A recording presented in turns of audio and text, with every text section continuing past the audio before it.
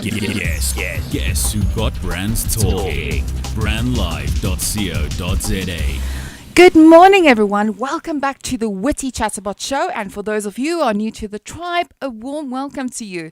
I am Carmen Murray, your host, and we are coming live from the Brand Live Studios, 27 boxes in the bohemian city of Melville.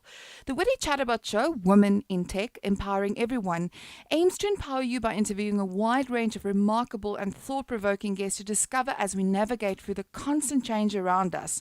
We will explore topics on business, technology, innovation, and marketing, and give you bite-sized insights that can help your business propel forward and give you a whole new perspective. Now, today, I'm going to try something new, guys. So, I've been playing around with Siri this weekend, and I am going to try and see if she can assist us through this whole process to introduce our guest today. So, bear with me. Hey, Siri, how are you? If I were any better, vitamins would be taking me. Well, she's got a good sense of humor. Hey, Siri, who is Paula Hulley? You'll need to unlock your iPhone first.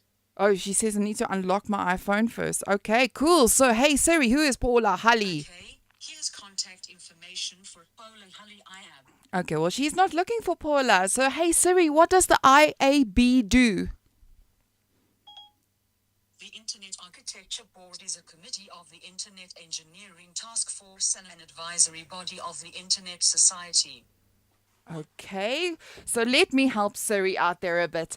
Today's guest is going to be Paula Hulley. She is one of the most fearless women we celebrate in digital, and she is the head, well, she was the head of innovation and digital for Ogilvy and chair and head in the agency council. But now, way cooler than that, she is the leading lady, CEO of the IAB Interactive Advertising Bureau. Siri, sorry, I just have to correct you.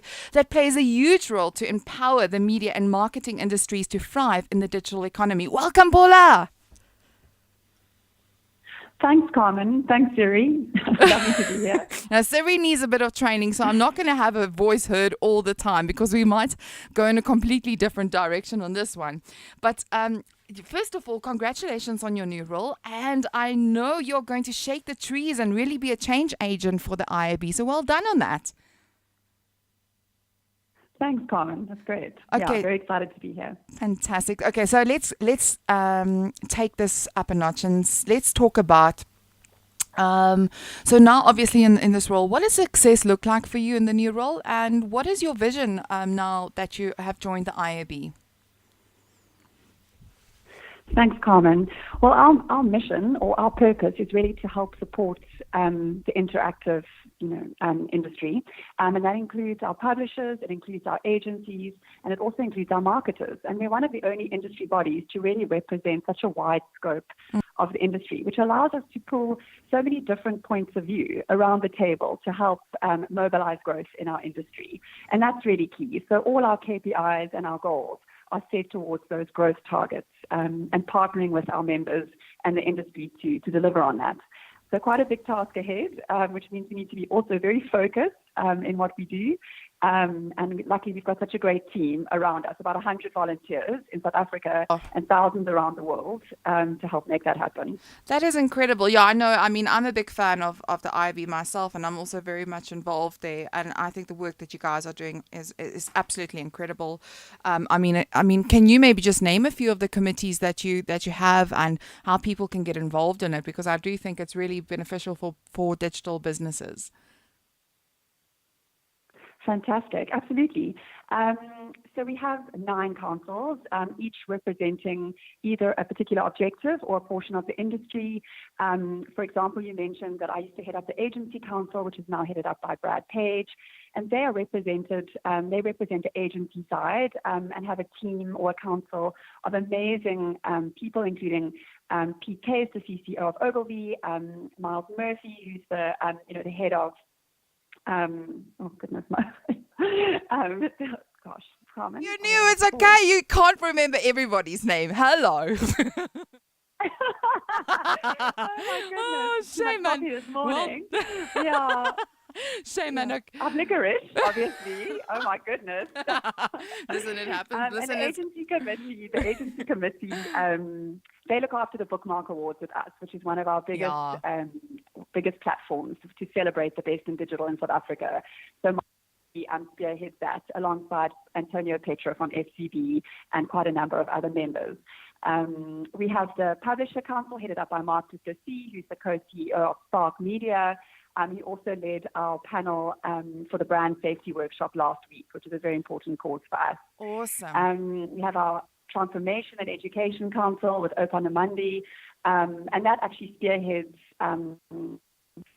the work for all of our councils are really to deliver on that principle of growing and helping foster talent in the digital environment in our country. Yeah, that's so important. I think the growth of the digital economy is going at a breakneck speed, and we really need to pass the torch on as we evolving with it, because these young people, to also make sure that they get great jobs in this new industry and foster their talents as they emerge into this beautiful, amazing industry, as I would say. Just very quickly, I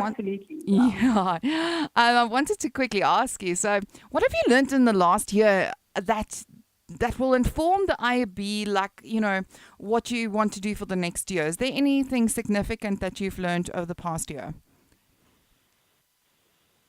Well, I think two key things. The one is really more of a process or an approach, which speaks to our connected culture. So what I've learned in the last year, and certainly in my career, is that the best solutions are created when you have multiple perspectives around a table. And I think one of my key strengths that I'm hoping to bring to the IAB is to bring even competitive agencies or businesses around a table to proactively solve problems that maybe on our own would have taken us so much longer or just not being able to.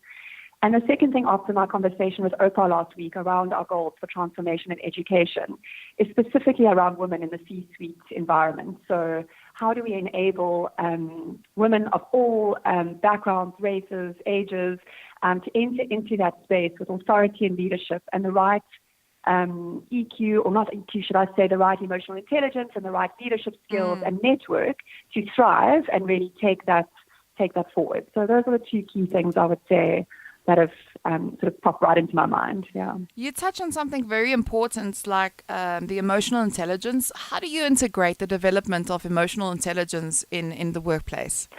I think first and foremost, one has to know what that means for yourself and hopefully represent that. So for me, what it means is that I need to be able to listen to other people and gather as many perspectives as I can. It means being available for mentorship and to be mentored. And if I can represent those qualities, I feel that will set a good tone for the business. And then to bring in all the different strengths from our teams, because we are all good at some things and we're not so good at others. So it's about balancing that within our business.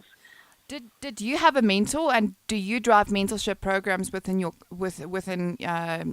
IAB? Is there any type of collection of that? So I've been very lucky to have great mentors in my last sort of 15, 20 years of working. At the moment, I have an incredible business coach, Lynn Christopher, who has been a rock for me and really just helps me keep a clear perspective on what needs to happen. As you can imagine, in this industry, there's just a lot going on. So I'll probably stand up and mention that. And then at the IAB, from an internal perspective, we're actually setting up that program internally. As you can imagine, with so many mentors and our global footprint of being in 40 different countries, I think there's an amazing accessible network for people who are members of the IAB to benefit from that, as well as for the industry. So we're busy looking at the process with our Education Foundation, which is a global, an IAB Education Foundation, which is a global platform.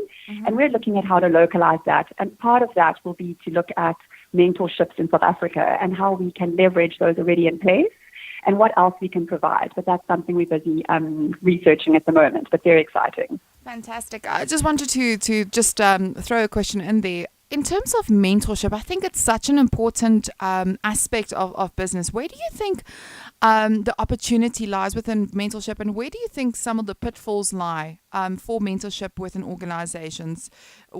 Can you maybe elaborate on that for me? Absolutely. I think that, like any relationship, a mentorship, it is a relationship. And I think a clear agreement up front with both parties, if you're lucky enough to have a mentor or be a mentee, that you have a clear agreement of what both of you are going to be able to provide or commit to right from the beginning. And then really stick to that. Keeping agreements is a big one for me. And I think the other part, and certainly what I've read, is that it is really up to the mentee to drive that relationship and to have quite a clear understanding of what they would like from that relationship, and to drive that commitment. It's not for the mentor to chase after you or try and make it happen. So I think, like any relationship, you need to have a clear agreement up front about what you can both benefit from. It is a two-way benefit. Like I have a fantastic mentee at Avela, and she's incredible. And I actually think, and I hope she's listening, I get more from the experience than I think she does. So I'm very grateful. But you know what? I can totally vouch for that. Jenna Clifford, personally for me, was a mentor for many, many years. And, she used to really challenge me. And, at the time I wasn't really understanding what she was trying to impart to me, but she really invested in me. And now that I'm all grown up and the rebel in me is well, it hopefully has left the building. I think I started realizing, little bit of Steve Jobs there. But I think I've really learned so much from her and the value that it's created for me. And the thing is, I think it's also so important when you do have a mentor and that relationship is fostered. It's also so important that you also as a mentee, have somebody that's a practitioner, and somebody that really practices what they preach, because when that relationship is unstable and there's no stability and the truth is not being revealed in everything that you do, then it does become a little bit of a strange mentorship, I would say.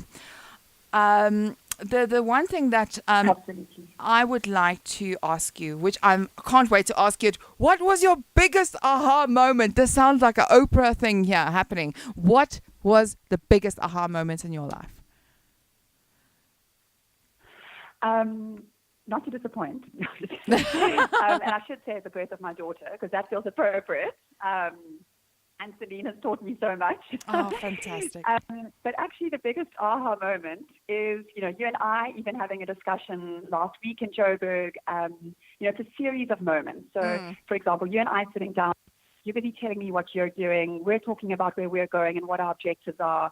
And those dots are just connecting at a rapid pace. And it's almost a series of decisions that have been made in the past that start to add up into a far more exciting future when you start to talk to different people. And those have always been my aha moments. When you're battling in a project and you just can't move forward, and suddenly, a series of things click together and you end up, in a space that you never dreamed, even because of that conflict or because of those obstacles. So my aha moments, actually, for me, quite luckily, come quite regularly.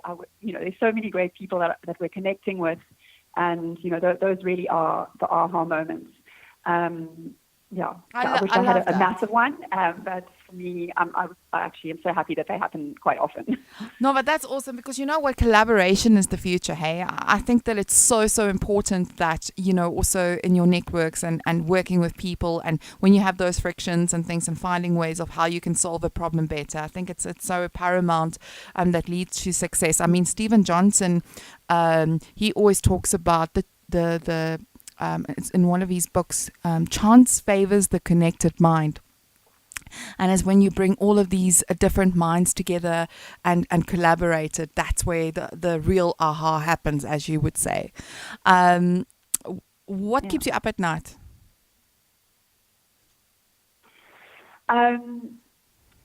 So I'm quite a good sleeper, but lucky you. Actually, is when I yay when I read. Like, I read so much. I'm like a content addict, whether it's the Marie Claire and I'm reading a project management book and an international magazine, or if I'm online, I get so much stimulation, and I just want to connect all those dots to all the people I feel you could benefit from the things that I'm finding. So for me, I really need to switch off quite far in advance. Otherwise, my brain starts over-ticking, and I definitely won't be sleeping. So yeah, that's a bit of a rule for me. And trying to put the cell phone down. I'm a big advocate for digital. Lots of things to achieve in the space, but that is a big thing in terms of putting the phone down and getting some good sleep. The hardest thing to do, I can tell you that. What's a non-negotiable for you? For me, they're kind of linked. So I think honesty is a big one for me. If I'm listening to someone and I feel like they're not quite telling me everything, I really struggle. And that helps me to set, I think, clear agreements. So clear agreements are non-negotiable for me. And in that clarity, I think honesty is very important. So I don't mind if people break their agreements as long as we can manage that change. But agreements help me really manage, the multiple array of things that we're busy with. And almost from a project management process background, I think that really helps me. And if people break agreements or don't deliver on them, it also just starts to speak around respect. So yeah, I think keeping clear agreements and being honest in those agreements, like golden. Love it. We're going to go for a quick ad break, and then once we get back, we're going to chat some more with you. I can't wait. We're just going to be back in a minute or two. Thank you so much. Making a bold statement yet blending into the surrounding suburbs of Melville, 27 Boxes is a realization of edgy design and practical implementation. A radical departure from the shopping malls of our generation, yet not a return to the high streets of our youth. 27 Boxes showcases the best of a shopping centre set in a garden, surrounded by the bohemian suburb that is Melville. 27 Boxes, shop, play, eat. The station with the best music. I love the music. Best music.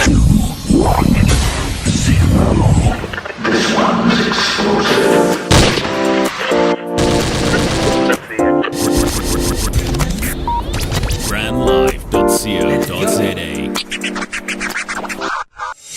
Lunatic, 'cause I do what I want, and I get what I want when I want it. Life can be so ordinary. Boy meets girl, they settle, make a baby. brandlife.co.za. Good morning, everybody. You are tuned in to the WITEE Chatterbots show, and we're coming live from the bohemian city of Melville, and we are having a candid conversation with Paula Hulley, who is now the leading lady CEO of the IAB in South Africa. Now, we are chatting about, the goals and visions for the IAB and some important lessons learned over the years.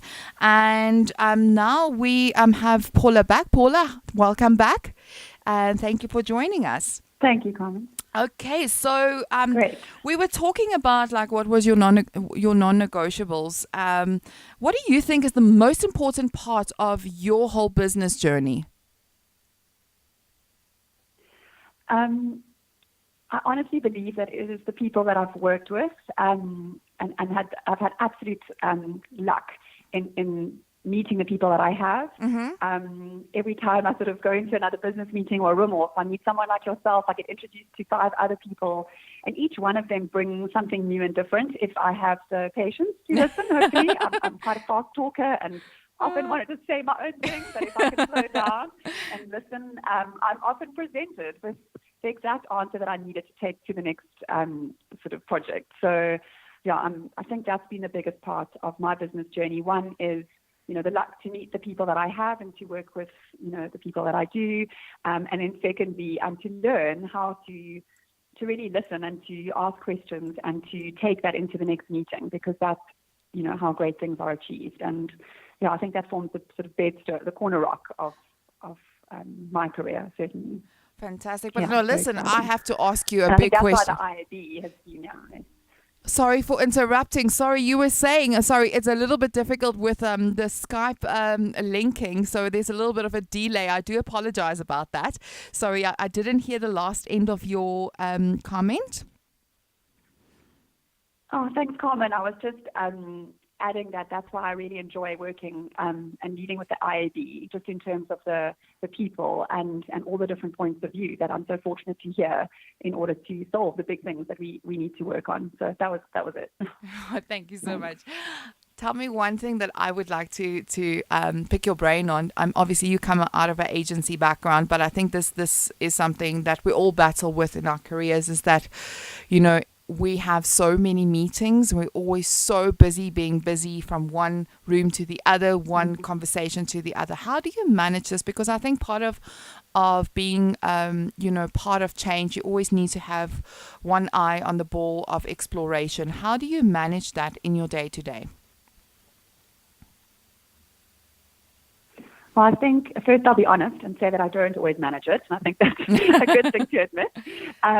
But there are definitely tools, and some are more process-driven or functional. Diary management is massive. I think a diary as a tool, I think most people don't actually deploy very effectively. Yes. And then I think, as one has more time in your career, you start to realize that, as you walk from one room to another, or people walk into your office or leave, that you are 1,000% committed to what's happening in that space. Put everything else aside, phone down. I mean, the whole culture of checking your phone while you're in a meeting is like an absolute no-no. Yeah. Working on your computer with your screen up in front of you, absolute no-no. It just sends such a poor message. So really being focused, you have that time with that person, you're going to benefit. Even if you think at that time that what they're saying is not really what you had in mind, I can guarantee you that what they're bringing you is going to benefit you. So one, I would say diary management, and two, being 100% focused in the meeting and get as much from it as possible. I also like agendas. So if you have an agenda beforehand and assign time to each talking point, then you can make sure that you also don't run over, because you end up getting unfocused, but also what does that mean to the next person who you're late for? So I think, there's the soft side and the more functional process side. I hope that helps. That does. Yeah. I mean, like for me personally, I couldn't agree with you more. I'm actually at that point in my life now where if I attend a meeting, it needs to have some sort of agenda. I need to know what I'm going to talk about to decide whether, how I can get the most value out of that meeting. So great answer, Paula. Okay. If you had one piece of advice to someone just starting out, what would it be? That's a tough one. I think it would be, if I think about where I've come from, like I would really look around where I am, and I would look at the people that I'm working with. If I'm working on my own, I would look at my network. I would look to either industry bodies or who can I connect with? How can I not be alone in this? Who are the people that I can learn from? And I would get those people in my diary. I'll be brave. I'll be pretty fearless about it. I know you are. You've mentioned some amazing things that have happened for you just by reaching out to someone you maybe even thought would never answer the mail, and they have. And it's just all such great things. Yeah, don't just take your job. Like, let's say you're starting a job and you've got a job spec and you've got your KPIs. Just look up, look outside of that, look outside of the day-to-day, and just think, who would I want to learn from? And if you didn't know, just ask the person next to you, and they'll tell you. They'll say, oh, watch out for this person, and go talk to them. I think, don't get stuck in a box. Just reach out and meet as many people as you can. I think that's a big one. I totally agree. I mean, I'm a networker of note. I love people around me. And one thing I must admit, and I think we had a discussion the other day, is like my favorite word has become yes. And also, connecting with people more and more and more, because, once you start doing it, it's almost like this universe of opportunity happens. And as you mentioned previously, it's like this whole world of dots start connecting. And I think it's so vital to success in your career, but also it changes a mindset almost.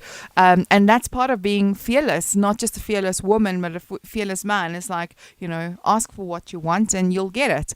90% of the time, you will get what you ask for. So ask for. Absolutely. I just keep asking. Ask different people. Yeah. I'm gonna have a lot of That's questions great. for Yeah, you. I agree. Okay. Okay. So, what book do you think everyone in your team should read, and why? Oh, I'm a great reader. I read a lot of books. Sure. What would be a great book? Sure, I read so many. At the moment, I'm reading, and this may sound a bit boring, but I would suggest reading it because as much as I'm a creative at heart, I have run businesses. I think that people underestimate the power of project management. I'm reading The Missing Link in Projects by Lunga Msengana, and he speaks to the culture of project management. And I know this isn't like, one of probably on Oprah's list or Gwyneth Paltrow, my favorite group, but I'm just reading it. And the soft culture of project management, I think so many projects go awry because the clarity wasn't set at the beginning, and the ability to manage a project with the best approach, the best team, keeping things done on time. So much money is just thrown in a bin. So much time is wasted. But if you can get your project management right, and for us at the IB, it's going to be critical. Just some good solid process, I think, is amazing. But what I'm loving about this book at the moment, is he really talks about project managers as shapers of culture. And I think if I come back to culture, whatever book you can read about culture, I would suggest. But I love this because it brings in some really hard process, but next to a culture of leadership. And yeah, so far so good. Thanks, Lunga. Maybe I'll get to meet you one day. Good book. And I suggest whether you're running your own company or you're a team of one or a team of 400, I think that this looks so good so far. So yeah, definitely pick it up.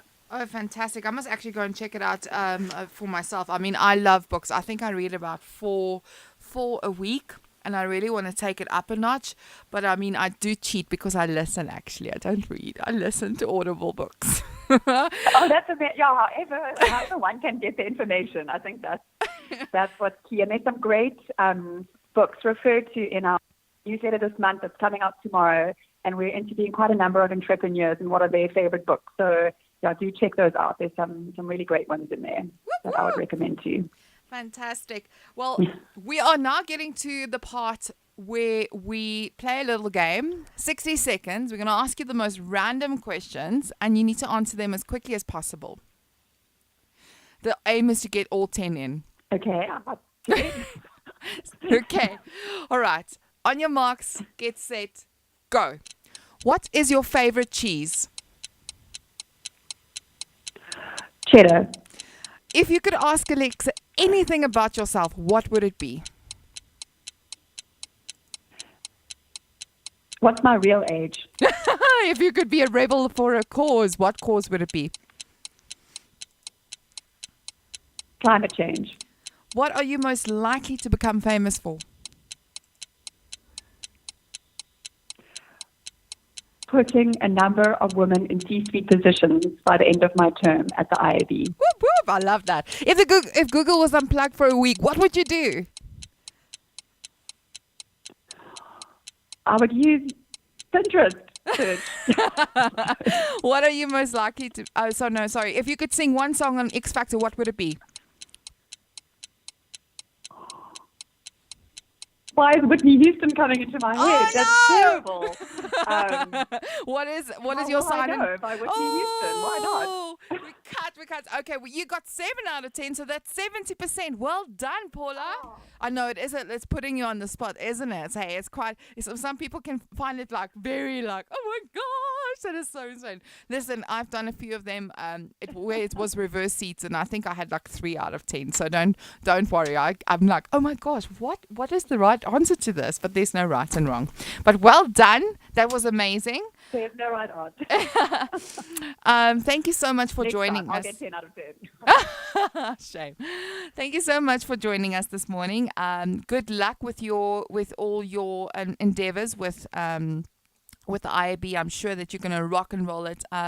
My interaction with you has been quite incredible in terms of, you're very organized. You've got a big strategy up your sleeve. And I think that there's going to be some huge changes within the digital arena this year. So keep an eye on the IAB. And if you haven't joined as a member and you are working in the space of media advertising, anything digital, or you have a brand and you're a new entrepreneur, I do think that leverage the IB to your benefit. It's really incredible. From my side, I'd just like to thank Brand Life Radio for the innovative container studio and for making the show possible. And listen into our shows on www.brandlive.co.za. You can also find all of our shows on either Castbox, iTunes, or or Google Play if you search for Booyah by Carmen Murray. Please rate our show to help others find it. And thank you to Gold Studios, who manages our shows on iTunes, Castbox, and Google Play. Don't forget to tune in next week, same time, same place. Arrivederci! Ciao! Harnessing the power of talk radio. Brandlive.co.za